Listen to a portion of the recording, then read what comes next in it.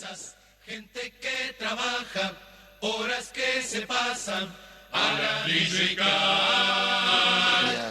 amables oyentes de Radio Fénix.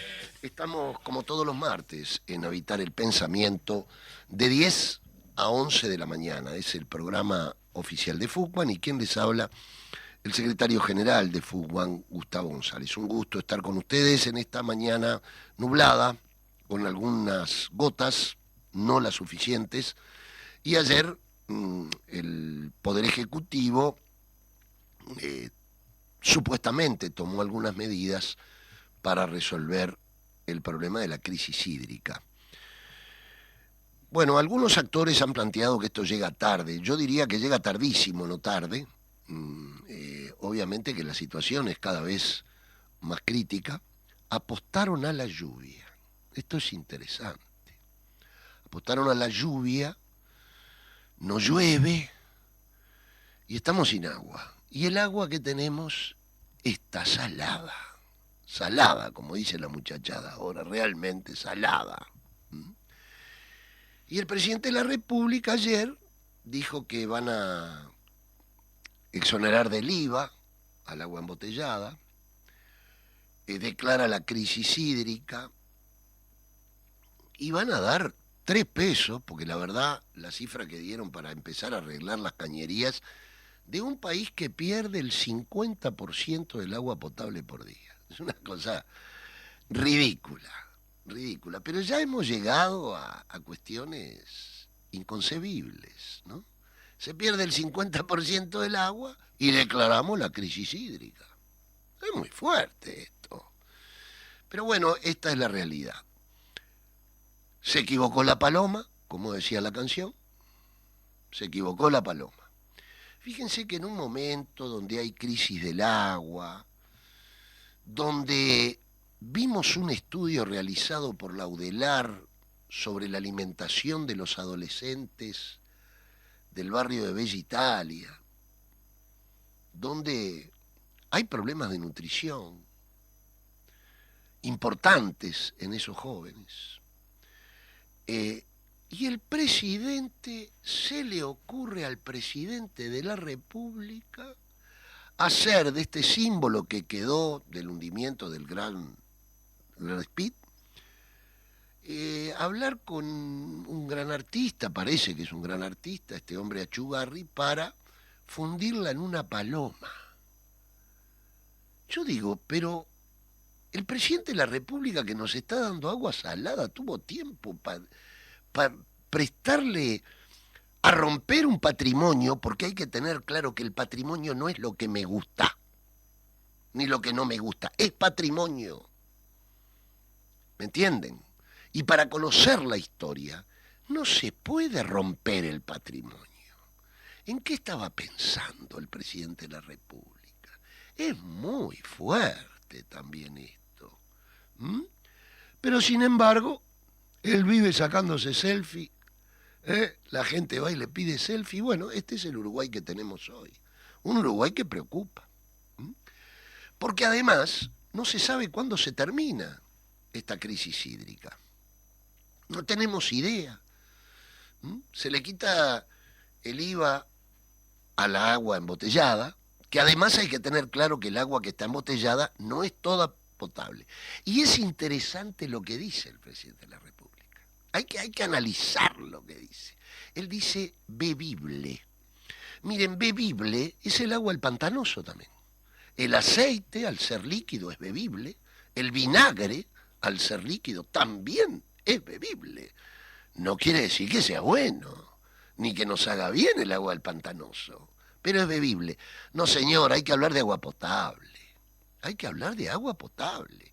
Y esto se tenía que haber tomado con el tiempo suficiente a los efectos de que no estemos consumiendo lo que no sabemos que estamos consumiendo. No sabemos. Porque fíjense que lo dicen con total desparpajo, aumentamos el índice de sodio, de cloro, de no sé qué, no sé cuánto. ¿Qué quiere decir aumentamos el índice? Quiere decir que hasta determinado índice nos hacía mal, aumentémoslo porque ya llegamos a eso, así no nos hace tanto mal. Pero creen que somos estúpidos. Esa es la realidad. Están hiriendo la inteligencia de la gente. Bueno, entonces la Paloma la bajaron de un ondazo, pobrecita. La gente reaccionó la gente, se juntaron firmas. Y acá lo más interesante, los medios masivos de comunicación dicen que bien el presidente, se arrepintió, oye al pueblo. Pero yo digo, ¿cómo no iba a oír una barbarie de este tipo? Él no puede hablar más del patrimonio nacional, no puede hablar más, después de querer hacer lo que quiso hacer. Entonces, en este marco, en esta coyuntura, es que las uruguayas y los uruguayos tenemos que pensar que se debe comenzar a discutir de los problemas fundamentales del país, no de la paloma, que también me llama la atención un artista, yo no conozco mucho de arte plástica, digamos, yo soy, ¿no?, como muchos, me gusta o no me gusta algo que veo, pero Achugarri es un artista, por lo menos parecería de renombre. Sería bueno que le hubiera dicho al presidente, mirá, no podemos hacer esa barbaridad, porque también como artista debe saber que el patrimonio hay que cuidarlo y no se puede tocar ni modificar. Pero bueno, así pasó. Y cuando yo decía que tenemos que comenzar a hablar de los problemas trascendentales del país, bueno, un problema que nos debe preocupar a todos es esto que yo decía de la alimentación de los pibes. De la alimentación. Yo escuchaba con mucha atención a una nutricionista el otro día que decía que el grado de desarrollo de los pueblos hay que mirarlo por la estatura de la gente. Miren qué interesante, por la estatura. Y si uno ve los países desarrollados, en general es gente alta. Porque tienen fuerte valor proteico en sus comidas. Lamentablemente los pibes de Bella Italia, la carne no la ven ni cuando pasan por una carnicería, la ven cada tanto. Entonces comen harinas, hay engorde, al santo botón, que no sirve para nada, no alimenta. Bueno, y eso es muy triste, muy preocupante. De ahí que los docentes denunciaban desmayos en los liceos de pibes que estaban mal comidos. Esa es la realidad. Entonces, ese es un tema trascendental que nos debe doler. Y justamente este miércoles va a haber un paro general de la educación, de toda la enseñanza. Bueno, y este es un tema que también debe ser motivo de atención para todas y todos nosotros. La importancia de un desarrollo importante a nivel educativo en el país.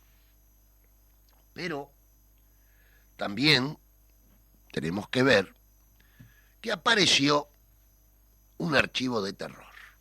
Un archivo, y fíjense, el ministro de Defensa es otro fenómeno.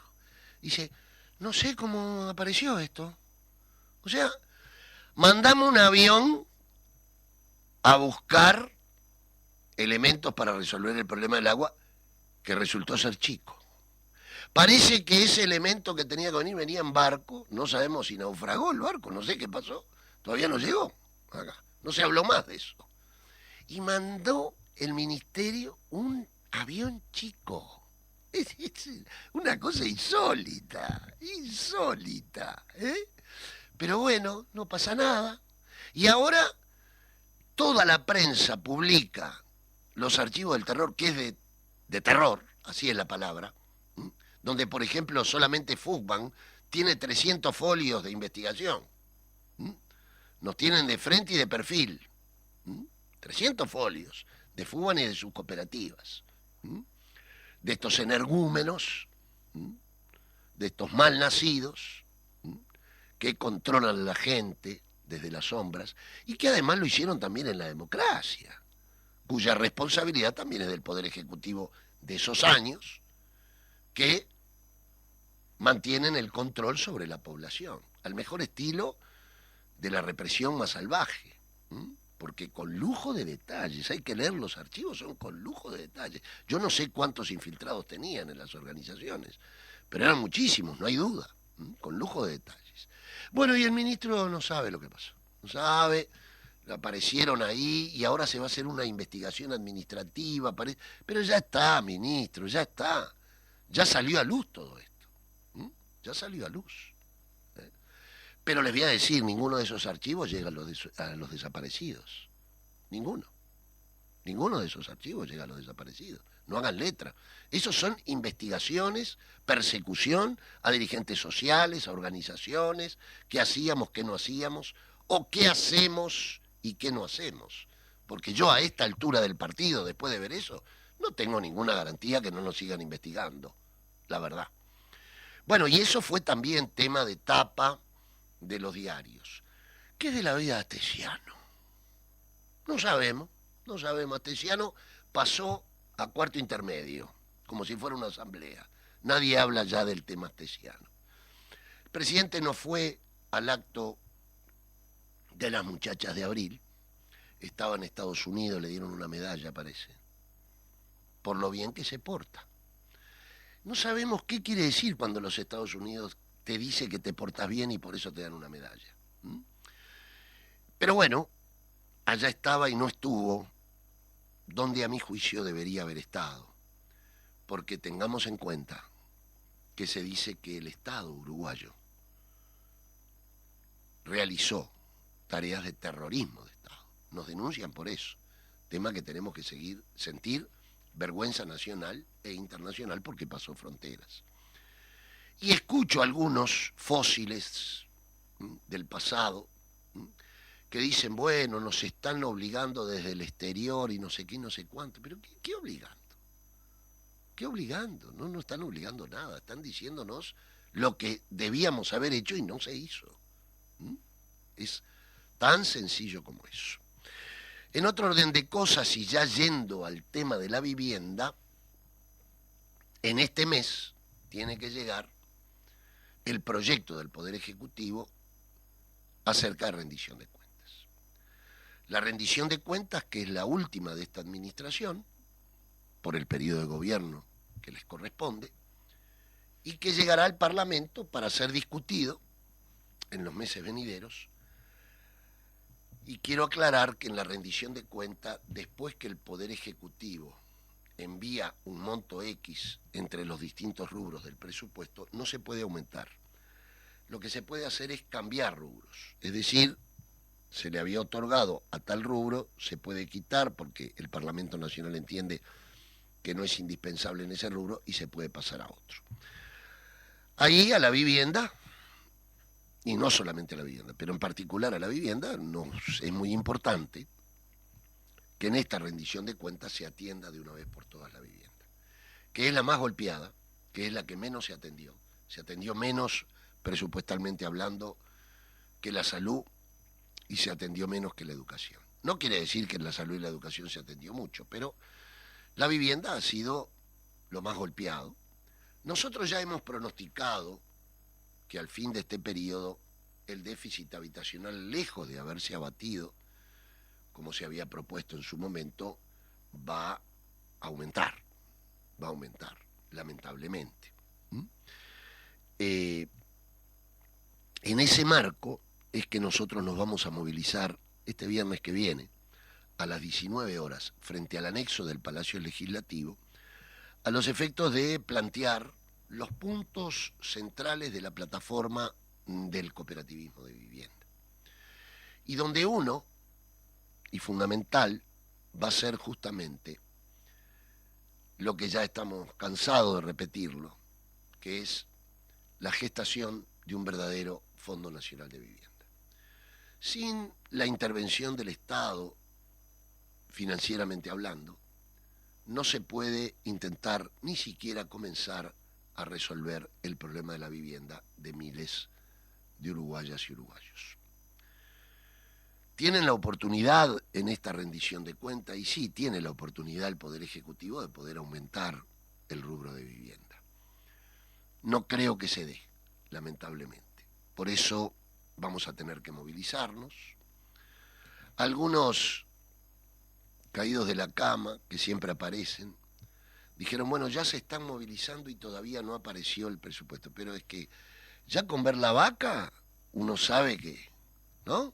ve la vaca y llora cuando se quemó con leche. Y bueno, nosotros ya estamos recontra quemados con leche cuando vemos que el presupuesto no va a priorizar, por cierto, a los sectores más populares.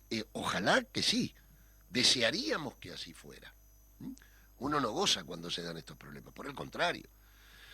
Nos gustaría que se aumentara el presupuesto de vivienda. ¿Y por qué? Bueno, porque debo decirles, para los oyentes que no tienen por qué ser cooperativistas de vivienda, todos los que nos escuchan, por cierto que tenemos muchos escuchas que no son cooperativistas de vivienda. Bueno, que el trabajo que despliegan las cooperativas en formación y en trámite es un sacrificio muy importante. Son reuniones, son discusiones, hay que adaptarse a la reglamentación vigente para poder entrar el proyecto. Primero se pelea por la personería jurídica, porque el Estado todo lo controla, como nosotros nacemos y cédula de identidad.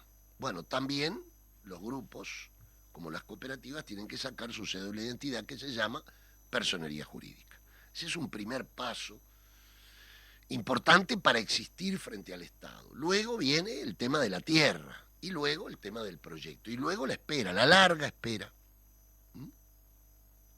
de 2, 3, 4, 5, 6 años, esperando el préstamo para hacer lo que quieren hacer, construir un derecho humano fundamental como es la vivienda. Entonces, cuanto menos presupuesto, más cuello de botella se arma en los préstamos, en la salida de los préstamos. Y el tiempo es un elemento que desmoraliza a la gente, porque son reuniones, invierno y verano, y uno no ve que llegue la resolución. Y se han inventado los sorteos se han inventado porque era una necesidad también económica, es decir, sorteo tantas porque tengo tanta plata. Sin sorteo, que sería la lógica, es que terminé el proyecto, y o sea, hice todo el periodo de la personería, ya tengo el terreno, elaboro con el Instituto de Asistencia Técnica y la cooperativa el proyecto, me presento al ministerio y que lo estudien y que me otorguen el préstamo. No, tengo que ir a sorteos.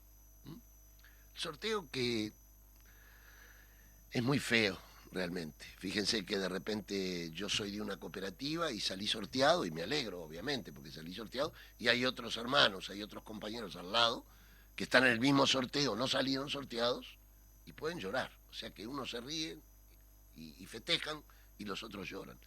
El sorteo es deplorable, hay que quitarlo. Lo que hay que tener es la certeza de que hay partidas para resolver el problema de la vivienda. Y otorgárselo a gente que, como nosotros, los cooperativistas, con aciertos y errores, pero están dispuestos a hacerse su vivienda, a trabajar para terminar el techo para su familia. Y en ese trabajo no está solo el trabajo de la construcción, está también la administración de esa empresa colectiva, las compras, el cronograma de obra, el seguimiento del cronograma, la organización colectiva. Todo eso implica un esfuerzo importante de la gente y que, bueno, mucha gente no aguanta. Mucha gente dice, bueno, no, es mucho tiempo. Claro, no resuelve el problema, no lo resuelve, pero de ilusión se vive, entonces creen que en otras oportunidades. Ya que estoy en esto, quiero denunciar que ha llegado a nuestra sede mucha gente que ha caído en manos de inescrupulosos que venden espejitos de colores bajo el verso de las cooperativas de vivienda. Miren, le digo a los oyentes, cuando uno se embarca en una cooperativa de vivienda, yo pido 2 o 3 garantías que tiene que haber. Lo primero, de qué carácter son. Si son de usuarios, son de propietarios, ¿qué son? Lo segundo es pedir los estatutos, saber dónde me voy a meter. No me puedo meter donde me quieran vender, que me van a hacer la vivienda, etcétera, etcétera. Segundo, no se necesita plata para entrar a una cooperativa de vivienda en formación. Es muy poquito el dinero. Y nos hemos enterado que viene gente y dice, bueno, nos están pidiendo tanto dinero, tanto otro, hay institutos de asistencia técnica, que en vez de decirle a la gente que se afilie a FUCBAN, que entre a FUCBAN para poder hacerse de un terreno a través de la cartera de tierras, le dicen compren el terreno y se meten en deudas. Entonces, queremos alertar a eso. No se metan en cualquier lado, averigüen, vengan por fútbol, no les cobramos nada, y digan, miren, me metí en tal cooperativa, ¿la conocen ustedes? ¿No la conocen? Porque, ¿qué es lo que queremos nosotros? Es defender el sistema, es que inescrupulosos no agarren esto, ¿m? Y le mientan a la gente, ¿m? Y le hagan el cuento del tío. La necesidad, ustedes saben que muchas veces, de cualquier orden, nos lleva a creer, por la desesperación, en que por ahí puede haber una salida. Entonces, quería rescatar esto, quería denunciar esto, y le pido a los oyentes que si tienen un amigo, un conocido que se metió en una cooperativa, che, averiguaste bien de qué se trata esta cooperativa. Y cuando digo vengan a FUBAN, ¿por qué? Vengan por Vitorino 2219, nos preguntan y nosotros les vamos a saber decir, bueno, miren, esa cooperativa sí se ha formado bien, tiene un instituto de asistencia técnica, no tiene. Le vamos a hacer 2 o 3 preguntas, le han pedido plata, no le han pedido, cuánto le han pedido, y ahí le diremos, ¿les conviene o no les conviene? Nosotros no tenemos nada que ganar y mucho para perder si el sistema cae en manos de esta gente, que ya cayó en años anteriores, muy anteriores, cuando no se quería dar préstamos a las cooperativas de vivienda de ayuda mutua y de usuarios, inventaron el formato de cooperativas de propietarios, estoy hablando del periodo del banco hipotecario, fines del periodo de la dictadura y principios de la democracia con Sanguinetti, donde el banco hipotecario se había hecho de una cartera de tierras y inescrupulosamente se la daba a lo que nosotros llamábamos institutos truchos, institutos que le decían a la gente, venga, intégrese a la cooperativa, pero quédese tranquilo, usted no va a tener que trabajar, tenemos una empresa que lo hace y usted va a tener una cuota de cooperativa. Y así embromaron muchísima gente en aquel periodo. Bueno, hoy están apareciendo nuevamente algunos indicios preocupantes, sobre todo también en el interior del país, en Montevideo y en el interior del país. Entonces, cualquier cosa estamos a las órdenes, Víctor Aedo 2219, van por allí, preguntan si conocen a la cooperativa, si no conocen, si hay algún directivo, en ese momento los atendemos con mucho gusto. Porque se trata de que no se deforme un sistema que cumplió 53 años y que ha resuelto el problema de la vivienda a miles y miles de familias de nuestro país. Iremos próximamente, a fin de julio, el último domingo de julio, a una Asamblea Nacional de Fútbol, donde discutiremos todos los temas que van mucho más allá de la vivienda, porque ahí se va a discutir la plataforma, cada uno de los puntos, pero también cómo va el desarrollo de nuestro movimiento. Yo ayer veía todo lo que se hizo este fin de semana en actividades culturales en los barrios y realmente me alegré muchísimo porque hay una cantidad de actividades y demuestran que nuestros barrios no son solamente paredes levantadas y techo, sino que hay una comunidad construida, hay gente que se preocupa, hay comisiones de cultura, comisiones de deporte, teatro, etcétera. Y de eso se trata, ese fue el legado que nos dejaron nuestros pioneros y que debemos de continuar en esa batalla, generando un camino de esfuerzo, pero de triunfos también. Y en ese marco es que la Asamblea Nacional, con los delegados respectivos de cada cooperativa, discutirá las perspectivas del movimiento cooperativo, que por cierto, si bien tenemos dificultades, yo les quiero decir con mucha alegría también, que cada lunes que se reúne el Ejecutivo de FUBAN, o cada 15 días máximo, una nueva cooperativa se afilia a FUBAN. Nos alegramos porque se afilia a FUBAN, sí, nos alegramos porque se afilia, pero más nos alegramos porque la gente sigue creyendo en esta herramienta. En una herramienta que es construida, estructurada a fines de la década del 60 y desde allá hasta aquí, pasando todos los gobiernos, desde el Pachecato, la dictadura, el sanguinetismo, el lacayismo, Padre, Valle, nuevamente Sanguinetti, Frente Amplio y ahora la calle nuevamente, la calle Hijo, el cooperativismo de vivienda allí construyendo, con momentos de viento a favor, con la mayoría de tiempo con viento en contra, pero construyendo. Nos vamos a una pequeña pausa y enseguida volvemos con Habitar el Pensamiento. Bueno, hemos hablado en la primer media hora de una serie de temas de la coyuntura nacional y al final entramos un poco en la temática de la vivienda. Pero hoy queremos, además, hablar un poquito de la ciudad y del derecho a la ciudad que corresponde. Miren, por suerte, y a través de un instrumento tan importante como es la cartera de tierras a nivel municipal, y en esto hablo con claridad, tanto sea de la Intendencia de Montevideo como de cualquier intendencia del interior, que estructure un instrumento político tan importante como una cartera de tierras, es lo que hace posible no solamente que le da una pata donde se sostiene el modelo cooperativo, porque al tener tierra podemos construir, podemos elaborar el proyecto, sino que además se logró permear a varios barrios de Montevideo con cooperativas de vivienda de ayuda mutua. Y eso generó cambios en la forma de construir. Por ejemplo, en los años 70, cuando nace el movimiento, estábamos básicamente en la periferia de la ciudad. Grandes complejos, con terrenos muy amplios, con falta de servicios en algunos de ellos, que tuvimos que llevar todos los servicios. Los primeros tiempos del movimiento cooperativo, en Fuban había una secretaría de gestiones que era fundamental porque hubo que aprender toda la tramitología de cómo venía la energía eléctrica, cómo el agua, cómo el saneamiento, cómo todos los servicios. Cómo se peleaba por una escuela cercana, cómo se peleaba por más líneas de ómnibus, etcétera. A partir de aquella cartera de tierra muy primaria, que se nos dio terrenos de la periferia, las organizaciones sociales aprenden, generan conocimiento.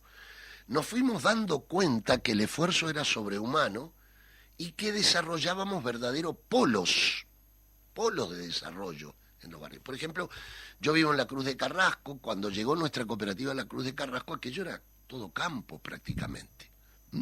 Había una sola línea de ómnibus que llegaba pronto, mal y nunca. Era el viejo 109. Ahora tenemos una cantidad de líneas de ómnibus, tenemos más almacenes, tenemos más escuelas, más liceos.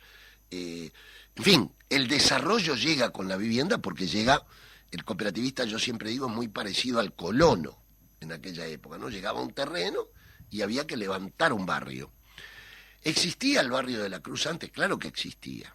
Le decían barrio de los italianos, muchos de ellos eran campesinos, agricultores de la comunidad italiana. Y ahí fueron construyendo su barrio, pero fue muy lentamente. Con la llegada de las cooperativas de vivienda hubo un boom de el desarrollo de toda esa zona. Y así como pasó en la Cruz, pasó en varios lados de Montevideo. Sobre todo, insisto, donde estaban los grandes complejos habitacionales. Pero ahí fuimos aprendiendo y fuimos viendo que también teníamos derecho a que las cooperativas de vivienda pudieran construir en barrios que ya tienen todos esos servicios. Y que además era más barato construir donde ya están los servicios instalados y no tener que llevar los servicios hasta allá. Y es por eso que a partir de la reconstitución de la cartera de tierra con la Intendencia de Montevideo en los años 90, se logra permear muchos barrios. Y de allá hasta hoy seguimos con ese instrumento. Esto ha contagiado a varias intendencias del interior del país que también permiten la posibilidad de la construcción a través del cooperativismo de vivienda. Y esto hace al derecho a la ciudad. Hace el derecho a la ciudad que hoy podemos decir tenemos cooperativas de vivienda en La Aguada, en La Blanqueada, en Ciudad Vieja, en Cordón, Centro, y así podríamos decir prácticamente en todos los barrios de Montevideo existen cooperativas de vivienda, que por lo general no construyen solas, construyen con otras cooperativas en derredor. Por ejemplo, ahora en una zona de Lesica, cerca de Lesica, por Colón, digamos, bueno, hay como 4 o 5 cooperativas en un lugar donde era todo un pajonal hace 5 años atrás. Ahora están construyendo varias, otras ya terminaron de construir. Entonces se gesta un barrio, se urbaniza una zona. Esto es lo importante de el conocimiento acumulado que el movimiento tiene. Y sin esa práctica hubiera sido imposible darse cuenta de ello como trabajadores y trabajadoras. Y por sobre todas las cosas, en general, cuando las organizaciones de trabajadores se dan cuenta de la importancia que tiene tal o cual cosa, empieza a pelear por ello, empieza a luchar por ello, empieza a exigir que eso se dé, y así logramos hoy en día haber permeado grandes zonas de la ciudad de Montevideo. También aprendimos que ya no se puede hablar más de vivienda, que tenemos que hablar de hábitat, que tenemos que hablar de que necesitamos espacios comunes, que necesitamos plazas, que necesitamos lugares donde haya un espacio para caminar, donde necesitamos servicios de ómnibus cercanos, escuelas que pueda llegar nuestra población infantil, liceos donde puedan llegar nuestros adolescentes, cercanos a las cooperativas de vivienda. Y cuando lo hacemos cercano a las cooperativas de vivienda, también lo hacemos cercanos al barrio todo. Y cuando se abre un liceo nuevo, favorece no solamente a los cooperativistas de vivienda, sino también al barrio en general. Por eso, nosotros decimos de que hay que hablar del hábitat, de ese hábitat que es mucho más y va más allá de lo que es una vivienda en sí. Y además la construimos colectivamente. Y los proyectos colectivos grandes han sido el gran acierto del movimiento. Una cooperativa pequeña tiene pocas posibilidades de desarrollo, salvo que se construya junto a varias cooperativas pequeñas y puedan coordinar. Pero no es tan fácil. Lo que sí ha llevado a coordinaciones sociales importantes y que ha generado un equipamiento urbano enorme, más allá de la vivienda, como por ejemplo los gimnasios, los enormes gimnasios de nuestras cooperativas que transformaron sus salones comunales en gimnasios, dando una serie de servicios sociales, culturales a nuestra gente y al barrio lindero en general. Pero las ciudades también mutan, cambian. La violencia ciudadana está preocupando. El encierro de nuestros barrios, obligados por la situación, es preocupante. Es preocupante porque uno de alguna manera se guetiza. Y hoy en día se están guetizando todos los barrios, también los barrios obreros, por este problema. No es poca cosa que ya en este mes vayan 27 homicidios. No es poca cosa. Hoy la violencia ciudadana genera estos problemas que repercute también en nuestros barrios cooperativos. No estamos en una burbuja, no somos ajenos a la realidad del conjunto de la población. Entonces, cuando yo digo que el movimiento genera conocimiento, es eso. Por eso hablo de un tema muy importante que se consolida en algunos documentos de FUCBAN que se llaman reforma urbana. Hay una necesidad de generar una reforma urbana. Hay una necesidad de democratizar el espacio público cada vez más. Cada vez más. Esto de pasear en los shopping no es bueno, no es saludable. Lo saludable es el aire libre, lo saludable son los parques, lo saludable son las plazas, que son elementos socializantes por naturaleza, y que además son mucho más sanos que el encierro de estos shopping. Entonces, en ese marco, la reforma urbana es un elemento que, por lo menos nosotros, lo vamos a plantear en el próximo Congreso del Pueblo. Y lo vamos a plantear porque aprendimos y porque construimos teoría junto a técnicos comprometidos del movimiento popular y también de trabajadores y trabajadoras que pudieron, a través de su práctica, lograr conocimiento. Inquietarte en conocer más sobre la problemática ciudad, sobre la problemática suelo, sobre la problemática del espacio público y la importancia que ello tiene. Es por ello que la reforma urbana se instala en el movimiento cooperativo a partir del año 89. ¿Y por qué a partir del año 89? Y se instala a partir del año 89 porque hay una furibunda lucha por tierras en el movimiento cooperativo en ese año. Entonces ahí tuvimos que descubrir todo lo que implica un suelo urbano para poder llegar a ser habitable y para poder llegar a construir sobre él. Fue todo un aprendizaje, un acumulado muy importante que nos permite teorizar. Y así sacamos el primer documento que se llamaba la Reforma Urbana Va. Ahora, todas esas propuestas novedosas para el movimiento popular no se hacen carne en la gente de un día para el otro. Es más, el derecho a la ciudad y la reforma urbana suena como bastante abstracto. Llegarlo a colocar en el empoderamiento o hacerlo de forma tal que la gente se empodere de esa propuesta no es fácil. En ese esfuerzo estamos desde hace mucho tiempo. Creemos que hemos avanzado, pero no lo suficiente. Hay que seguir discutiendo mucho más al respecto, porque tiene aristas del conocimiento que hasta el momento estaban vedados para nosotros.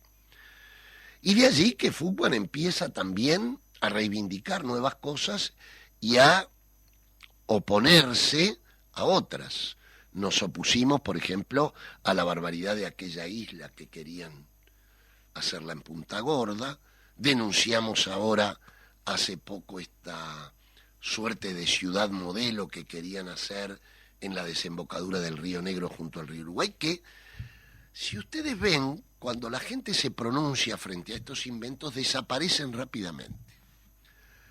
No se habló más de la isla de Punta Gorda y ya no se habla más de esta ciudad que parece que ya estaban vendiendo lotes, pero enseguida salió el intendente del departamento de Río Negro a decir que él no tenía conocimiento al respecto, que había oído hablar de ese emprendimiento hacía como 2 años, pero después nunca más escuchó, de la prensa desapareció.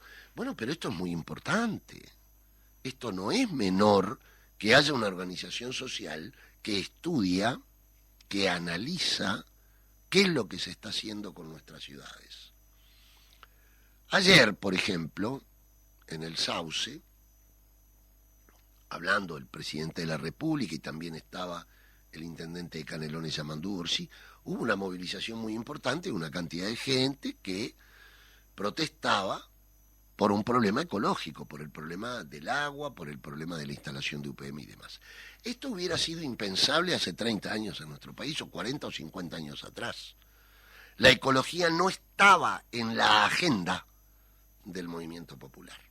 Fueron algunos adelantados, militantes ecologistas, que empezaron a discutir esto, en general más primeramente en los países desarrollados, luego se traslada a los países subdesarrollados, o llamados emergentes, y hoy en día, el otro día, hubo una protesta ecológica.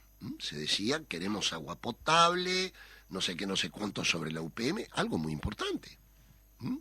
Bueno, pero eso está instalándose. ¿Por qué? Y bueno, porque hay un problema material que se llama calentamiento global, y ese calentamiento global hace que muchas y muchos empiecen a estudiar al respecto sobre este problema. Y de allí sacan puntos críticos que hay que tratar de oponerse, en la medida de todas las posibilidades, a este tipo de problemas que el planeta está sufriendo. Bueno, nosotros con la reforma urbana igual, venimos desde hace mucho tiempo planteando estos problemas, que no son menores, y que hacen a la problemática de la vivienda también, hacen a la problemática de la vivienda. Y llevan a repensar y a tener un pensamiento crítico al respecto. La otra vez decíamos, ¿quién vive con vista al mar? ¿Por qué se vende la vista al mar? ¿Por qué las inmobiliarias ponen en los diarios vivienda con vista al mar y sale más cara? ¿Quién tiene la escritura del mar? Nadie, sin embargo, se vende. Bueno, esas cuestiones, que hoy lo decimos con mucha facilidad, o muy rápidamente, implicó reflexionar, estudiar. Muchas compañeras y compañeros pasaron por Fugman discutiendo estos temas, otros se animaron a escribirlas, y todos a luchar por ellas, por estos temas que son tan importantes más allá del cooperativismo de vivienda, que tienen que ver con el desarrollo de la vivienda, pero tienen que ver con el desarrollo del hábitat, que tienen que ver con el desarrollo de ciudades sustentables que queremos. Entonces, en ese marco es que los movimientos populares sí generan conocimiento, y conocimiento del bueno, con aciertos y errores, con ensayo y error, sí, claro que sí, pero se investiga, se ve, se reflexiona sobre la práctica misma que hemos tenido durante 53 años de existencia. En ese marco, entonces, es que vamos a colocar en el próximo Congreso del Pueblo como un punto para ser discutido por el conjunto de los delegados y delegadas que participen en el Congreso del Pueblo, levantar una bandera tan importante como es la reforma urbana, que va a ampliar el espectro de gente que se preocupe por el tema, que va a traspasar las fronteras del cooperativismo de vivienda para que en las comisiones barriales, en las comisiones de vecinos y vecinas, se empiecen a discutir estos problemas. Porque, ¿qué pasa? Uno encuentra la dificultad X, no hay líneas de ómnibus. La escuela está con muchísima población y los salones no alcanzan. Falta espacios al aire libre donde uno pueda recrearse, etcétera. Bueno, pero tenemos que buscar las causas de por qué sucede eso. Tenemos que tratar de tener una propuesta superadora de los problemas de la ciudad, y eso solamente lo podemos desarrollar con un trabajo sistemático frente al tema y con, además de tener capacidad de protesta, tener capacidad de propuesta, que es lo que en general más nos cuesta. Pero nosotros nos hemos caracterizado a lo largo de la historia por siempre tener propuestas. Y una de las propuestas que nosotros tenemos ahora, por ejemplo, es que se puede abaratar el costo de la vivienda exonerando al cooperativismo de vivienda del IVA de los materiales de construcción. Bueno, ¿por qué? Porque partimos de una injusticia que se está dando, que se está exonerado, por ejemplo, del IVA a los materiales de construcción, a la gran industria de la construcción que genera viviendas de $120.000 hacia arriba. Nosotros tenemos viviendas de un valor de $50.000 aproximadamente, y sin embargo tenemos que pagar el IVA a los materiales de construcción. Pero cuando decimos que queremos estar exonerados del IVA, queremos estar exonerados de todo pago del IVA que tiene el programa del cooperativismo de vivienda. Entre ellos, por ejemplo, el IVA que tenemos que pagar a los institutos de asistencia técnica. Esto llevaría a abaratar los costos de la vivienda sin perder calidad en construir una vivienda digna y adecuada como lo hemos hecho a lo largo de la historia. Pero entonces, reflexionamos sobre una práctica incorrecta, sobre una práctica injusta que han generado a partir de la llamada Ley de Vivienda Promovida. Y allí nuevamente el estudio. Hubo que estudiar la Ley de Vivienda Promovida, ver sus aciertos y ver sus errores. Y de sus errores sacar propuestas. Por supuesto que está ligado a la protesta. Esto es muy importante y no hay que tenerle miedo a protestar y proponer. Proponer para superar lo que nosotros consideramos esté mal, sea incorrecto.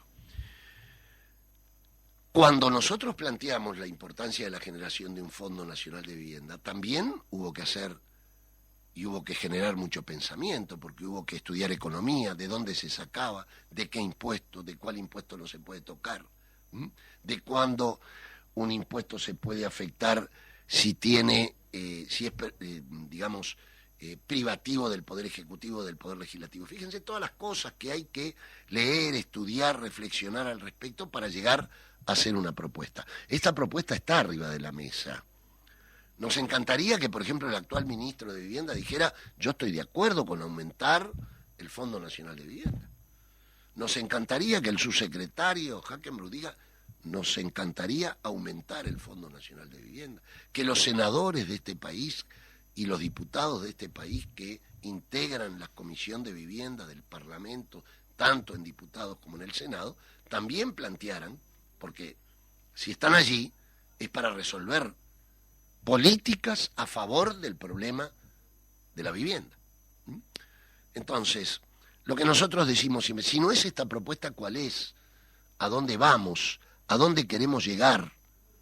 No se trata de pasar el rato. Ayer escuchábamos que hubo protestas con respecto a los deudores individuales, con respecto a la unidad reajustable, que tienen deudas monstruosas y están pidiendo un SOS, un auxilio, y aparentemente el Parlamento Nacional se los iba a dar, pero ayer fue la última reunión de la Comisión de Vivienda del Senado, parece de este mes, y no pudieron contemplarlo. Hubieron senadores que dijeron que iban a hablar con el Poder Ejecutivo, pero no tenían grandes expectativas en que la ministra de Economía pudiera acceder a esa propuesta. Y bueno, ellos no son cooperativistas, pero son gente trabajadora también, que está sufriendo el problema de esta unidad reajustable que los desfondó prácticamente a lo largo de tantos años de pago. Bueno, eso necesita soluciones. Y para eso es que nosotros estamos planteando que con 25 años de pago ya alcanza, y más en URs. Y con un mínimo interés, pero en URs, y la UR sigue aumentando, entonces se necesita una solución para esos miles de uruguayos y uruguayas que están sufriendo ese problema.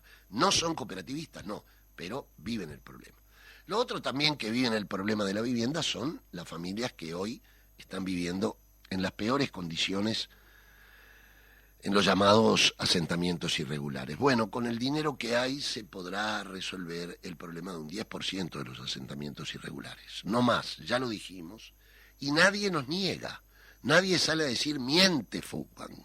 Nos gustaría que alguien dijera del oficialismo: no es cierto, vamos a resolver el 45% de los subsidios. Porque así podría dormir el presidente de la República, que ya dijo que no podía conciliar el sueño pensando en la gente de los asentamientos irregulares. Bueno, entonces va a morir de insomnio, porque realmente no van a resolver el problema de los asentamientos irregulares de aquí a que termine este periodo. Porque además era una propuesta sumamente politiquera. El problema del asentamiento irregular es muy complejo y necesita una inversión millonaria, que con lo que han dado no resuelve este problema. Entonces, ¿qué queremos decir con ello? Que tenemos que empezar a pensar como país para poder tener una política de Estado en el tema de vivienda que tiene que superar al periodo de 5 años de un gobierno. La vivienda tiene que ser... cuando nace la Ley Nacional de Vivienda se armó la Comisión Interministerial para el Desarrollo en las fines de la década del 60, donde todos los ministerios se reunían para ver los problemas más críticos del país, entre ellos la vivienda, y dio lugar a una de las mejores leyes nacionales que es reconocida a nivel internacional, la Ley 13.728, votada y aprobada el 17 de diciembre de 1968. Bueno, hoy nos vamos y le hemos pedido a Federico a ver si nos podemos ir con una buena canción. Nosotros los esperamos el próximo martes a las 10 de la mañana en el programa oficial de Fugban, Habitar el Pensamiento. Gracias, Federico, por esta canción.